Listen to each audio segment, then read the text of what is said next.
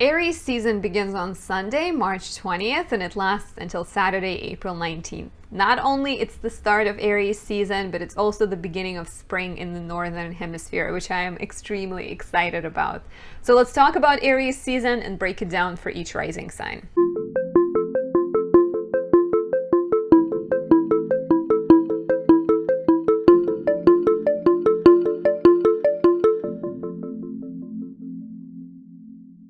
My name is Anastasia. I'm a traditional Western astrologer specializing in natal, relationship, and predictive astrology. You can book a reading with me at the link down below. And if you're new to my channel, please subscribe, hit the like button, and leave me a comment. All of the communication I have with you guys is very, very appreciated. So let's talk about Aries season. In general, Aries is the sign ruled by Mars. So there's that courageous, brave, passionate energy, right? There's a lot of action, a focus on action, and just like a burst of energy we can definitely expect with Aries season. It's like there's friction, right? It's the first sign in our astrological circle. It's the sign of spring. It's the initial fire. It's the cardinal fire sign. So the beginning fire. And to create fire, you need friction, right? Like there's friction and then there is spark. So Aries has a bit of that friction energy, right? A lot of times they express it by going after their pursuits, being the first, being competitive, but it can also burn you if you don't handle it correctly. So be careful during this season to not get into fights and to not just kind of like pursue your goals and maybe ignoring other people, which I think will be a very big theme, especially coming up because Jupiter shifts into Aries on May 10th, and then it's going to stay there until October 28th. So there's like a lot of Aries energy coming up. It's the place where the sun is exalted. So another reason to be excited about Aries season, because sun is happy in Aries, and whenever the planet is exalted, it means that it's uplifted. It's like an honored guest. So why does sun like the domain of Mars so much? Well, first of all, sun rules Leo, right? So sun is happy in Leo. Leo has that energy of like, look at me, here I am, just appreciate and honor me. And Aries being ruled by Mars is a little bit different, right? It's still a fire sign, but it's the sign that is focused on action. It's the sign that tries to prove itself. Like Aries people do not just think super highly of themselves without doing stuff. They base their self-respect on the actions that they take. So that's why the sun, being the planet of light in Aries, it gets a chance to be constantly worked on and questioned and improved. So that's why the sun is very happy in Aries. And having that transit, if you're not born with Aries sun, having that transit, you will see that desire to improve oneself and prove oneself in the house that Aries rules in your chart. More on that in a little bit.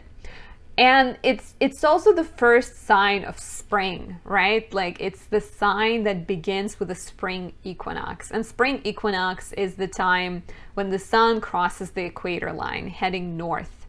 And from that time, we enter the period when there becomes more daylight than darkness. So we're finally, can you tell? I'm like so excited about it.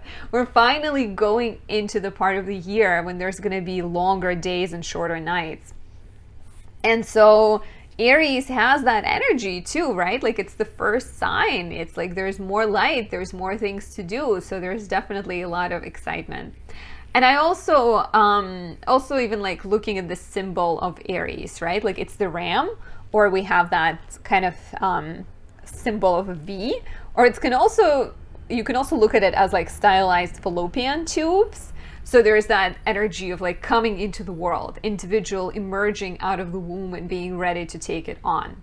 So I'm excited for sure for all the Aries energy to come. Mars stays in Aquarius until April 14th, really close to Saturn. So even though we get a burst of energy, there's still a bit of like long-term restricted, kind of like slower energy, right? Patient energy, diligent energy, maybe even a little bit repressed, but we're focusing on the long term, but we're not necessarily leaping towards it super quickly. Of course, depends on how much Aries you have in your chart, you know, and all the other factors.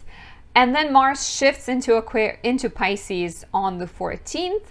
And we become, with Mars being in Pisces, we become a lot less focused on actions for personal gains. We become a lot more focused on our action touching people's souls and, you know, striking a chord, kind of inspiring people through our actions. So it's less self-driven for sure.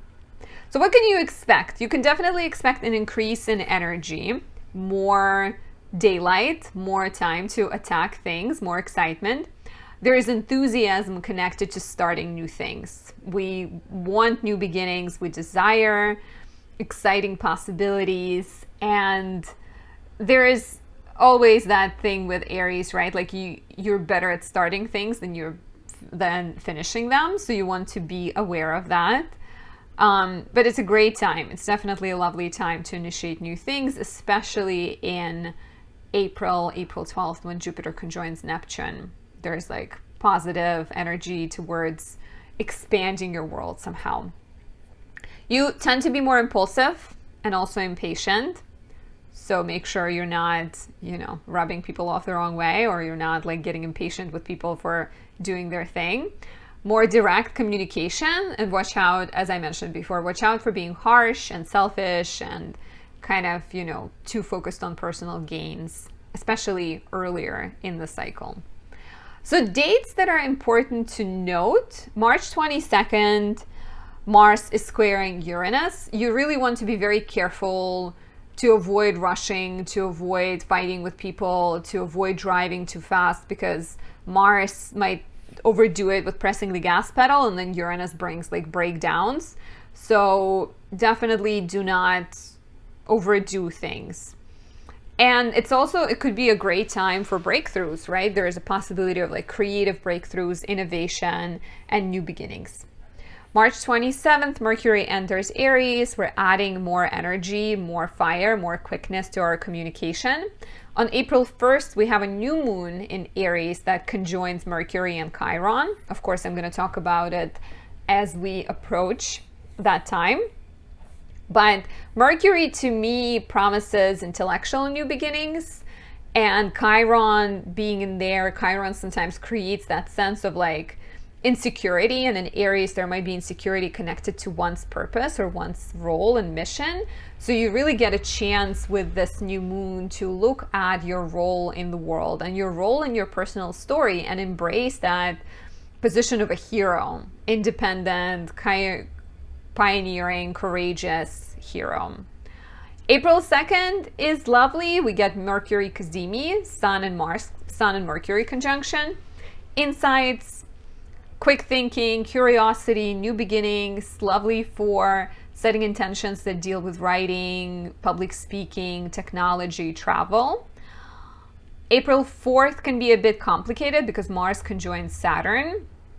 So Mars-Saturn can go a couple of ways, as always. Saturn can be great for like persistence and stamina and persevering through difficulties. You have that, you know, like your fighter within you has a sense of like rationality. It's like an elder working together with some like excited young soldier, for example, working with the general, so they can achieve more with the youth and the experience together. But you can also feel blocked, and there might be that desire to like push forth and, you know, kind of like not care for anything. So you want to be careful, and you want to avoid pushing extra hard, because it's likely that you're going to get a pushback. April 12th is a very exciting day. Jupiter conjoins Neptune. Happens once every 13 years. So here we're getting a chance to imagine a future, the power of a grain of imagination in order to manifest your reality. So you want to set your intentions, you want to dream big, and you definitely want to focus on the positives at that time. But try to stay grounded a little bit, right? Like don't put all your eggs in one basket.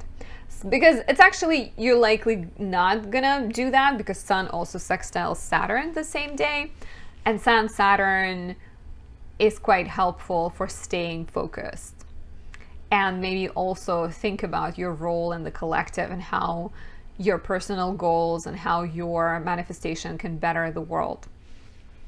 On April 14th, Mars enters Pisces. We become a lot more spiritual, a lot more interested in things that are harder to explain. We don't want personal gains for the sake of personal gains. We're more interested in inspiring people. And finally, on April 16th, we have a full moon in Libra. And the full moon in Libra on April 16th looks a bit more complicated because it's going to square Pluto in Capricorn. So, there's a bit of like power struggles. There might be emotional tension, a bit of explosive energy. We do get a T-square between Aries, Capricorn, and Libra. And the part that's missing is Cancer. So whenever we get a T-square and one part is missing, we're calling it the square releases into Cancer. So the best way to handle that full moon would be taking care of yourself, leading with emotions. If you need to step back and you don't feel comfortable, do that. Retreat to your comfortable bed, cover yourself with a blanket, just hide it out. So let's talk about all 12 rising signs and see what Aries season will bring you. For Aries rising, Aries is your first house. You're getting the sun in your first house. You can expect to feel revitalized, refreshed, right? Like the sun has been in Pisces, in your 12th house, kind of hidden away. Maybe you've been asking questions about your mental health and your spiritual pursuits, feeling kind of isolated, wanting to step back. And now it's like a moment of rebirth for you. You're emerging into the light. You're speaking about your ideas. You can expect to step into the spotlight a lot more, be visible a lot more. Could be a lovely time to reinvent yourself, right? Get a haircut, paint your nails an unusual color, do something that will make you feel happy, secure, and bright, right? Whatever you want to do to kind of be seen. And the new moon on April 1st is especially, I think, important for personal initiatives, for figuring out your role, right? Like, are you a hero and what kind of story are you telling? How do you want to be seen? You definitely have the power to manifest it. For Taurus rising, Aries is the 12th house. So Taurus rising might feel a pull to retreat and to kind of like go within and focus on your mental health. Might be a lovely time to journal, meditate, travel to a remote place and, spend some time alone or travel with your partner and just kind of like go within because you're preparing for Taurus season, which will be a lot busier for you. Like taking trips, dealing with mental health, facing issues from the past, all the ways in which you sabotage yourself, if you've been working extra hard, if you've had Uranus for a while in your first house, Saturn in your 10th, lots and lots of work, right? So with the sun going in your 12th house, this is a lovely time to push the pause on that busy work schedule. Of course, you cannot tell that to your boss, be like, hey, the sun is in my 12th, I'm going to take like a month off. But maybe step back as much as you can and reassess. Are your goals still authentic? Are you pursuing things that are making you happy? Or are you just pressing the gas pedal because it feels like you started and you have to finish it? Sometimes it's better to let something go halfway versus, devote all of your time and energy to it. So you want to think of that. For Gemini rising, Aries is the 11th house, so the sun lights your social sector. You can expect to be more active, go out more, hang out with your friends more, maybe even do more networking. Gemini rising with Saturn being in your 9th, Jupiter being in your 10th, there's a lot of focus on professional growth and you have a lot of good luck in that sector. But maybe with Aries season, maybe you're thinking of how you can use your powers and your light in order to help the world somehow, right? Like you're looking at your personal goals and exploring your personal dreams, and you're putting them in the context of a larger world. Lovely time for Gemini risings to get involved with social media, to look for your following, to look for mentors and supporters of your cause, people who can be, people who can put you in touch with other people, even connecting with friends or reaching out to people you once knew and you haven't seen in a while. Aries season definitely encourages you to do that, and could be a lovely time to volunteer and to give back somehow. But I think you definitely want to reach a large audience, and you want to focus on doing that. Cancer rising, first for you, Sun goes into your 10th house, so it's a lovely time professionally, and it's a great time for professional initiatives. Like if you've been waiting to ask your boss to put you on a project that, maybe you weren't quite ready, maybe you were too green and you recently started at the job, this is your time. This is your time to ask for it, especially around the new moon in Aries, on April 1st. Lovely time to become more visible at work. Lovely time to present any ideas, to just like ask your boss out for coffee, talk to them, not necessarily in a romantic sense, but like talk to them in a, it's funny, as a Libra rising, I just always think about romantic sense. But you just want to ask them for support, right? Like you want to talk to them about your future with a company perhaps. So great time to brainstorm your professional goals and actually take that action, right? And with Jupiter being in your 9th house, you're definitely learning, you're expanding your world, but you want to also, with the Sun in Aries, and then Jupiter goes into your 10th house, so there's going to be even more action in your professional sector in the second third, like basically from May until October this year. There's going to be a lot of professional opportunities. So this is the inception of things. Aries season is the beginning of it. Watch out for, also make sure to not overexert yourself, because Aries energy has that kind of, burst of enthusiasm, but then maybe you took too many things and there's not enough time. So make sure you rest and stay balanced. For Leo risings, Aries is the 9th house, and it's a lovely time for Leo risings to travel. Great time to book a trip, to go see your friends in a different country, to go study somewhere else, or reach out to people in a foreign country for maybe help if you need help from them. Studying is definitely a possibility, like applying for college or taking a course, or just even going to a museum and discovering something exciting, because you want to expand your world. You feel kind of restless with the Sun going into your 9th house, and Sun is actually super happy in the 9th house.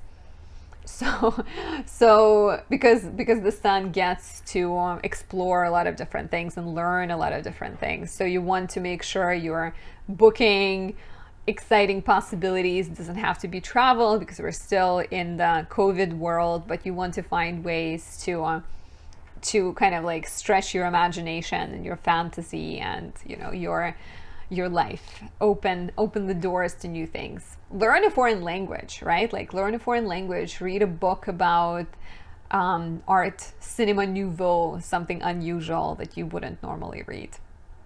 For Virgo risings, the Sun is shining light on your 8th house, so it's a great time to take care of any debts you have, be that literal debts, financial debts, or more psychological debts, karmic debts. Go talk to your therapist, shine light on all the ways in which you're holding on to things for the fear of letting them go, holding on to people for the fear of better the devil that you know than the one that you don't know. So there might be a great time to look within and kind of analyze your psyche.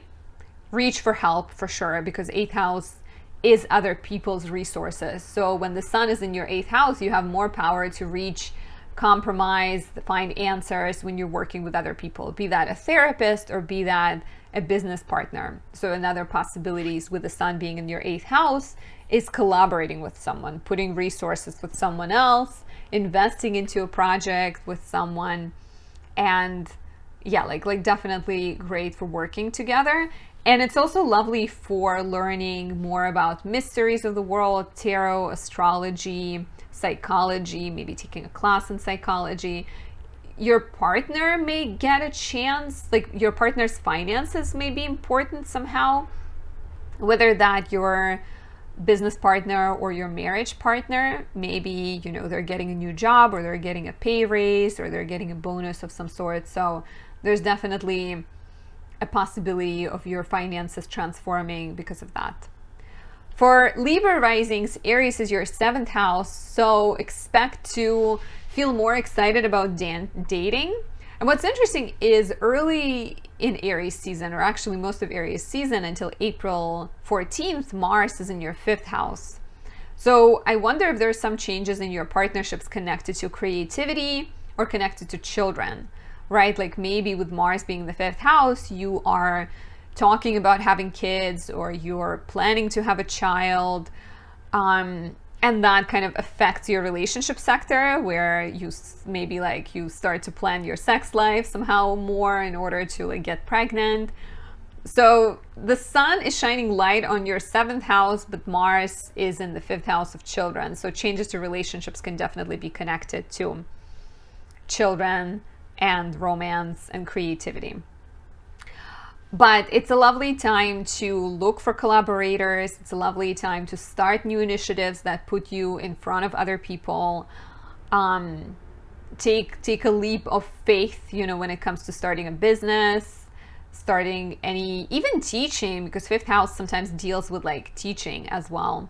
So it might be a good time to, you know, present your ideas to the world and teach or collaborate with others. For Scorpio risings, Aries is the 6th house, so the sun is going into your 6th and it's warming up your sector of health, service, diet, routines, exercise. So you will get a burst of energy. It's an exalted sun in the 6th house, so it will be easier to problem solve, will be easier to find solutions to things that seemed obscure. Could be a lovely time to notice your health and all the things that you're doing that, you know, maybe are not serving you, because it's a lovely period to focus on your health. And I just keep saying health, but like, you know, like invest into your exercise routine, eat better, commit to going to bed earlier because your habits may be undergoing a change. Whatever you can do to improve it, but make sure you're not overdoing it, because as always with Aries, there's that initial spark and burst of enthusiasm that brings a lot of excitement towards starting something new or taking on a lot, but maybe there isn't a lot of time to do that. And another thing I see for Scorpio risings could be getting a pet. If you've been thinking of, you know, adopting a cat or a dog, now might be the time. Or maybe attention also goes to your pets if you already have them, where you're trying to, like, I don't know, buying them a new crate, a new toy, and investing into their well-being somehow. For Sag risings, Aries is shining light on your 5th house of romance, creativity, and children. And Mars is the ruler, spends most of the time in the 3rd house.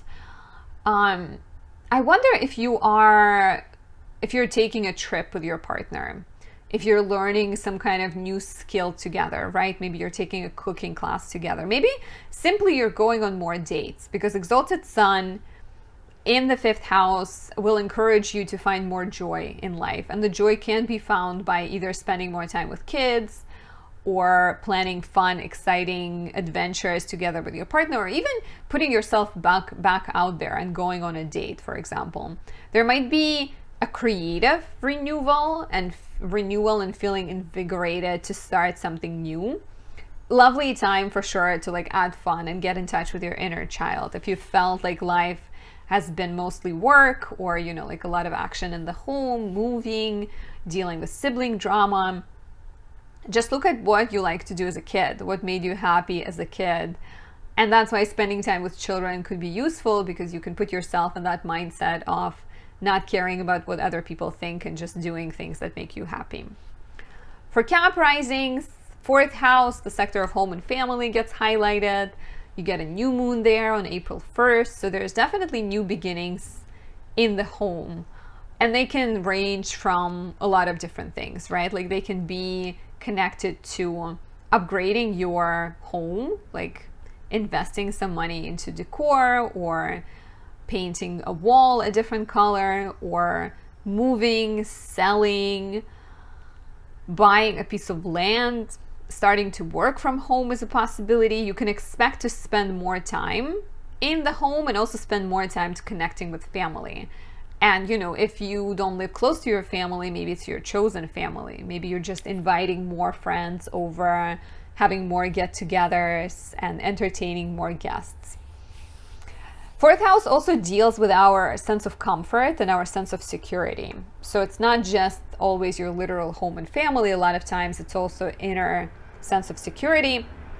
And maybe with the sun in the 4th house, you're called to address some of the past family challenges, right? Past family karma, and learn to release some of those and connect and find more peace with them. So you're encouraged to definitely focus on bringing more comfort in the home. And of course, it can also be like a lovely time for any DIY, do-it-yourself projects in the home. You will enjoy them a lot more. For Aqua risings, Aries is the 3rd house, and Mars will be in your 1st house for most of the month, or most of the season rather.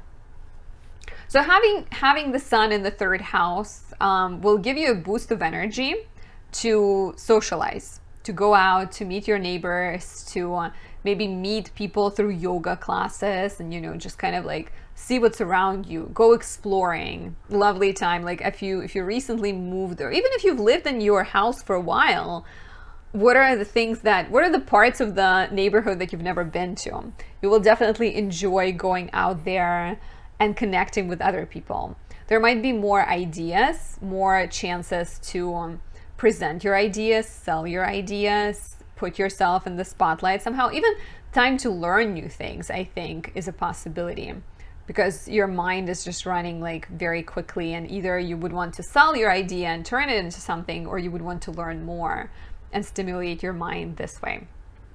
Spending more time with a sibling, taking shorter trips, moving around more, upgrading your technology are also some of the possibilities here. And finally, for Pisces rising, Aries is the 2nd house, so the attention goes towards your finances and values. And financially, the sun being in the 2nd house can just bring you more money.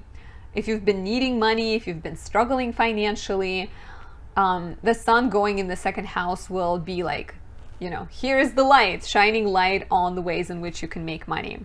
So definitely a possibility, like a lovely possibility here, I would say.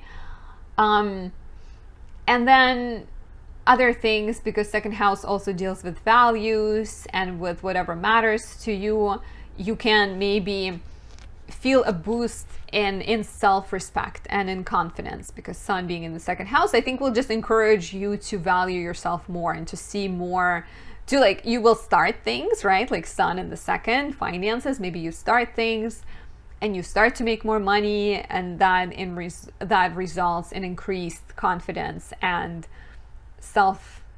boosts your self-respect. So expect to talk about money more, expect to make more money. Maybe there's a bonus coming your way. Even like a tax refund is a possibility. So good vibes when it comes to finances. And this is it. I hope you've enjoyed this video. I will talk to you very soon. Enjoy this Aries season. Bye.